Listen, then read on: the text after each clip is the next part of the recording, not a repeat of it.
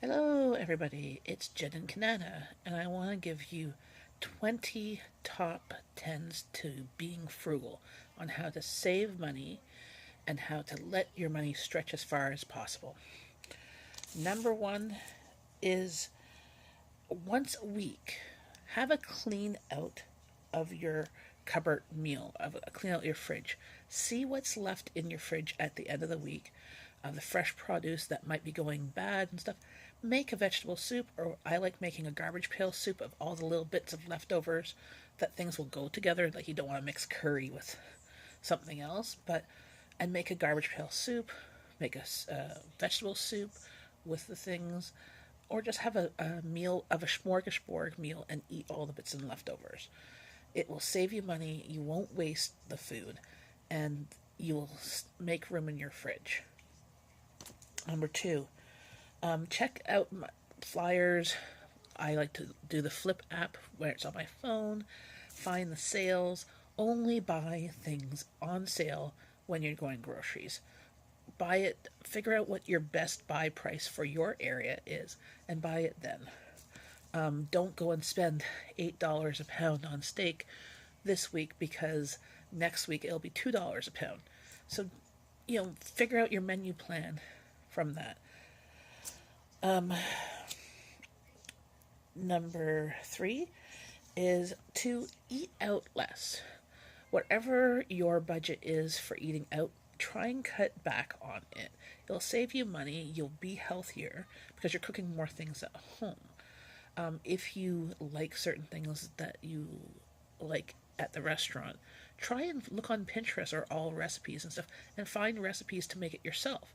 That way, you can make probably double the amount of food for what you would cost you at the restaurant. It just costs you time. It might not be as good as the restaurant.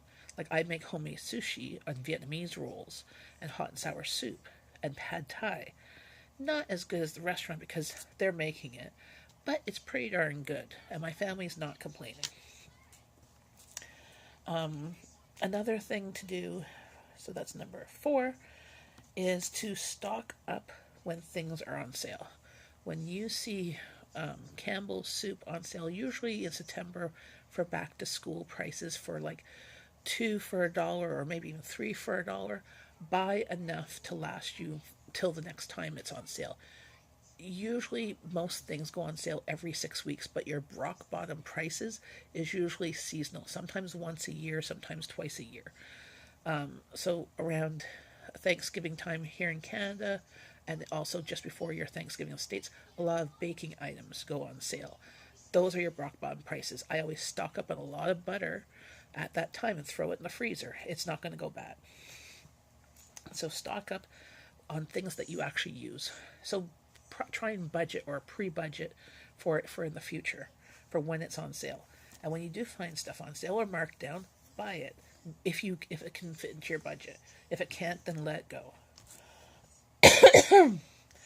Another thing to do is to check out the ethnic stores in your area. A lot of large cities will have like an East Indian store or an Arabic store or Middle Eastern store or Asian store.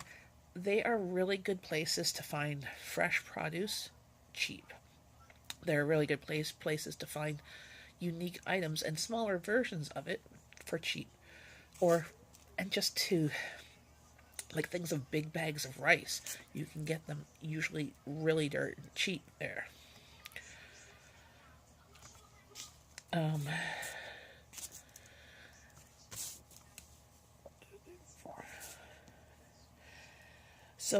Number six, try incorporating meatless meals into your budget. So, meat is expensive, and with meat being expensive, that adds a big portion onto your budget. If you want to try some meatless meals, well, there's always pasta and sauce without meat. Fair enough. But look at the countries in the world where a lot of the people don't eat meat because meat is expensive. A lot of the poorer countries, like India, some of their religions are vegetarian. They have some beautiful foods using dirt cheap ingredients like legumes and rice that are bountiful with flavor. Check out, look outside the box. Look at the Asian restaurants. They use meat as a condiment, as a side dish, versus as the main portion of the dish. That will make your 2 pounds of meat or 1 pound of meat stretch so much further. But I try and incorporate at least one meatless meal a week. It usually ends up being Asian or Indian, because I can make really good tasting foods that are meatless, or a pasta dish. Number 7, brown bag it. Bring your lunch. Wherever you go, if you're working, you'll save tons of money by bringing your own lunch or packing your own coffee. Look into investing into a good thermal cup. I like the Contico brand. I get them at Costco. There's usually 2 of them for like $20, and they last forever. They don't spill. I can throw it in my bag, and the coffee stays warm all day, if it lasts that long. And if I put cold items in it, it stays cold all day, if it lasts that long. And then refill. There's a lot of places like at convenience stores. Sometimes if you bring your own cup, you refill it, and it's like half price. So, and same with, if you do have to go to a coffee shop bringing your own cup, you'll save money too. They usually give you some sort of discount.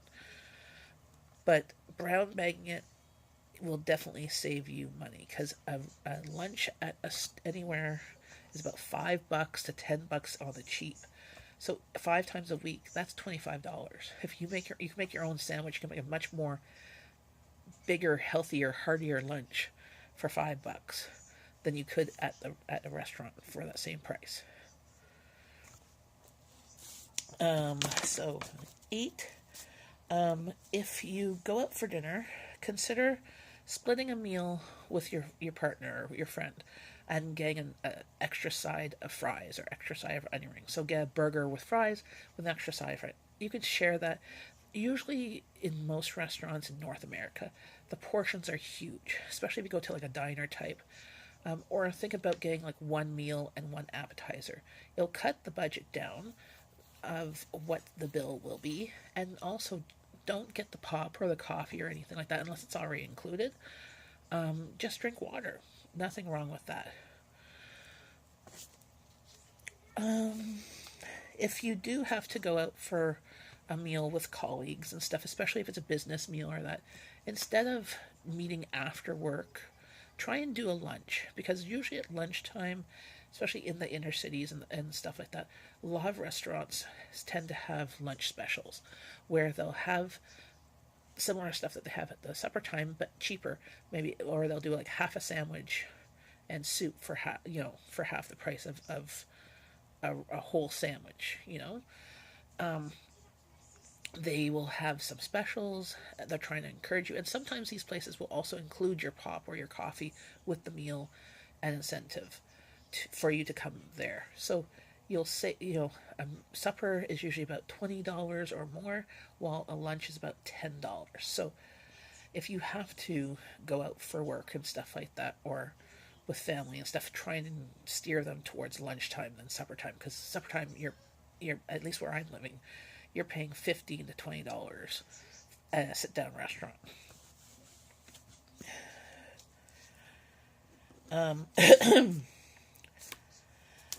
A trip, like if you have to plan for vacation and stuff like that, another frugal tip is to travel during the off-peak seasons. Don't travel during the peak seasons. Do it during the off-season where things are cheaper. We go on vacation in the summertime because my husband has that time off, and it's when it's slow at work. But we go to places that are also hot in the summertime. It's their off-peak. So they're not fully booked. They might not be fully staffed. You can get some good deals. Look on Groupon, and up here we got ours through PC Travel Insurance, where we got some PC points. So we got free groceries to go with it. And we got some really good deals. So let's just, and search far in advance so that you can book it. And look at all-inclusives to save money, so at least this is what you're spending on vacation. You don't have to spend more on food and everything like that. Or Try and find a place like you can rent a B&B or something like that, or a cottage, and bring your own food and everything like that. It depends on what you want to do. But definitely look at off season. So if everybody's taking their vacations in the summer, try and take yours in the winter. If everybody's taking their, or take it in the spring or something like that. 11. Instead of going out to the movies, consider having a games night in. So like movies cost here $13 to just get into the movies, and then you add in popcorn. You're paying at least $25 per person. Now you can get deals at Costco where you can get 2 adults and 2 popcorn and 2 drinks for I think $29. So it's like $15 per person, so that's a really good deal. We tend to do those. We'll put that in our budget. But otherwise, just stay in. Watch movies on Netflix with your family, or rent a movie. You can rent them online, much cheaper, or have a games night, which doesn't cost any money.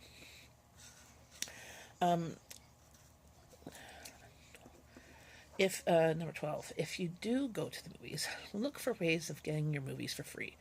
I know in the States there's a couple of programs where you can buy a membership and you get like one free movie a week or something like that. Here in Canada, you can get scene points where you get free movies at Cineplex movie theaters. We get sometimes free movies through, like we used to get through AMC, but now it's Landmark. But see how sometimes they have them on coupons where it's buy one movie, get one free. Look for those. Sometimes like Pizza will sometimes have coupons for the movie theater like that. Buy one coupon, get one free.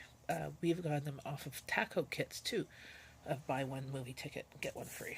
So look how to save money. And when you do go to the movie theaters, even if you spend the $13 to get into the movie, bring your own snacks, bring your own popcorn or whatever, put it in your bag and stuff, versus spending $10 on popcorn and drink at the movie theater. Or if you do have to do it, share the popcorn with a friend or something like that.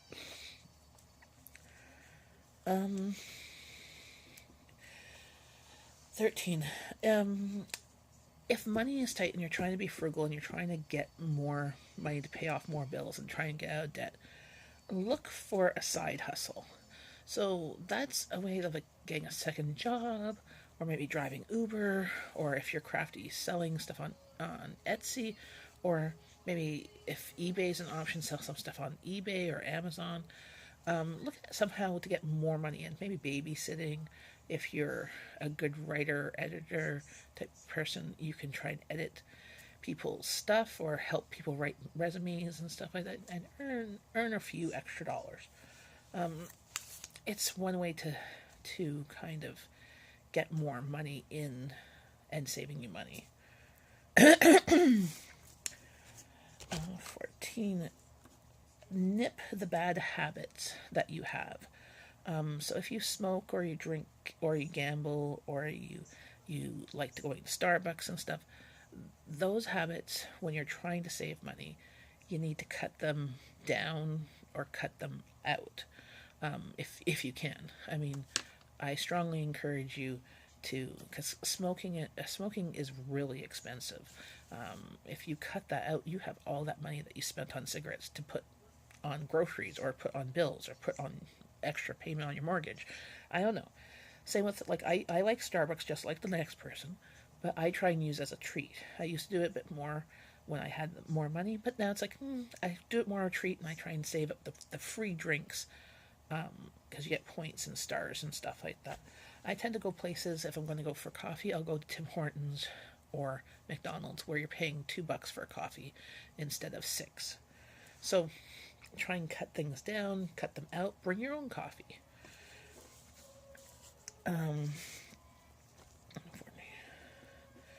15. Cancel magazine or newspaper subscriptions.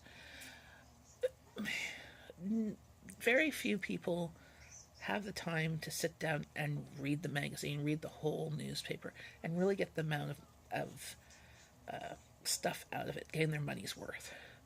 Cancel them, try and look at them at the library, or at the dentist office or online where it's free. You might not be able to read the whole magazine, but you'll be able to read some of the articles. And same with the newspapers. A lot of newspapers have most of their interesting articles, the highlights, online. And I don't know about other people, but I myself, I only look for the highlights. I don't really care about some of the other articles anyway. So, but that's just me. And I used to have magazine subscriptions, The Taste of Home and stuff like that. But I never got around to reading all the magazines.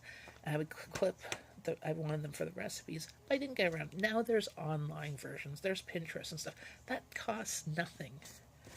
So look at cheap or free ways. And also our library here, they have all the new magazines. You can borrow them from the library. So so 16, next thing is going to segue to the next thing is get a library card. Honestly, if you can get a library card, you will save money by borrowing books that you would normally purchase, borrowing audiobooks that you would normally purchase, borrowing music or videos, DVDs borrowing magazines and newspapers. You can get, I think, newspapers from them, or you can read them. They'll have the daily newspaper in the library. You can also go on the computer there and download some stuff and watch things there. But you need a library card. It's our library here in Ottawa. You can also get museum passes for free. Some of them you can get within a couple of days. Some you have to put your name on, and you're number 50 on the list. So maybe in 3 months' time, you might get the really fun museum passes that they'll call you and say, okay, you're right, and you have a week to use them. So it's not a bad deal.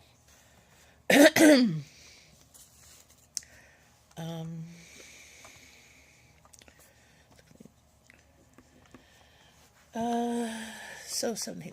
Get rid of cable. When we moved here, we got rid of cable. We first had cable, and then we moved here, we got satellite, and we didn't like that. We got rid of it, and we just download stuff that the online streaming sites and Netflix and stuff like that, and YouTube. I watch a lot of YouTube, and sometimes I'll find some shows that I used to like watching. I'll find them on YouTube, find them on Netflix. There's not much that we like. Okay, and we're not sports fans. That's the only thing that I can see as being an issue is if you like sports. But even in sports, you can find them usually online or a way to pay for that game you want to watch versus paying $50 to $100 a month on something when you could just pay $5 or $10 to watch the one thing that you really want to watch. So 18 is look for online streaming services like Netflix and Amazon Prime or Hulu. There's a few other ones that you can do. There's some different boxes that you can get that have streaming services. You pay for the box, but in the long run, it's cheaper. You might have to be more techie minded, but there's ways out there that you can still access most of the services that you normally get through cable. Also, look at your bill. So 19. Look at your cable bill. Sometimes these cable companies say if you get your phone and your TV and your internet with them, you'll save money. But if you search for cheaper options for internet and you cut out cable, you can even cut out phone, because most times, we cut out our phone through Bell, and we now have our phone through VoIP, so it's through our internet, and it came for free. So instead of paying $50 a month for our phone bill, we now pay $0. We still pay our internet fee, but it's the same fee. So we just saved $50 a month. But you could look at that type of thing. Look for better services in your area. We're getting our internet from a discount service, but we've had it for 15 years now. So we are quite happy with it. I think that's 18, I think. I lost number. Adjust your thermostat. So in the wintertime, turn down the temperature. In the summertime, turn up the temperature. Or, try not to turn on the air conditioner. Or see how long in the season you can wait to not turn on the thermostat, to turn on the furnace. We always try and push it as far as possible. Wear an extra sweater or, fuzzy socks or whatever. Number 19, think about downsizing your house. So if your mortgage and everything like that is too much, or you have just too big of a house for the amount of your family, like maybe you had a big house before, you had lots of kids, and now you're at the empty nest stage, you want to downsize, you could sell that house, get the money for it, use it to pay for a much smaller place where your mortgage and your rent or whatever would be much less, or not all, because you might be able to pay it all off and have extra money that you can use to invest or pay off bills. If you don't want to downsize, look at maybe getting a tenant. A lot of empty nesters might be able to get a student to come in and live with them for much cheaper, or seniors that would have their house empty rooms rented out to a student or somebody, so you could have at least even some company and stuff like that too. Or try and find friends that you maybe could cohabitate with. If you're an elderly man by himself and another elderly man by himself, their wives have died, maybe see if they can, you can cohabitate and get a 2-bedroom place together, and you'd have at least company and somebody to have supper with. And number 20, biggest thing a lot of people have is cars. So usually most people have one car per adult in the family. 2 people are working and they both have cars because they go different places. Try and see if you can get rid of one of the cars. Work on one car or no car. Use public transportation. Or another thing to do is to take your car and the lease that you have with that car, let's say if you're still paying off that car, sell it, pay off the lease, and go and purchase a used car that's much more affordable. Get a $3,000 or $4,000 car instead of a $20,000 lease. Yeah, you might have to get repairs on it, but in the long run, you'll at least be able to pay for it. You won't have the lease and paying a monthly fee, because if you look at how much you're paying on the lease, say if it's $300 a month for the next 10 years, you're paying 2 to 3 times the cost of the car because of the interest and everything like that. So pay in cash if you can. Sell your car, even if it's a new car, sell it. You might not get as much as what you paid for it, but you could take that money and pay it off on your lease, save some money to purchase a used car, because it will definitely save money and be better for you in the long run. So those are the 20 frugal tips that I have. Some of the 20 frugal, those ones I have in my book, that I have written down of ways to save money. So if you have any other ones, feel free to comment below and put them down there. And if you want to share this video, feel free. Please like, share, and subscribe.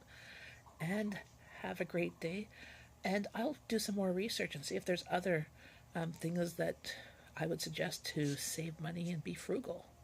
Because, I don't drive. We don't own a car. And, I use public transportation. We do use Uber if we need to, or Lyft and stuff. But we manage. Because having a car with a lease and stuff like that is just not in the budget. We can either own a house or own a car. We don't all fit in the car. We fit in the house. So those are 20 tips. I might have another video at some point with some more tips, but please like, share, comment below. Have a great day, everybody. Bye.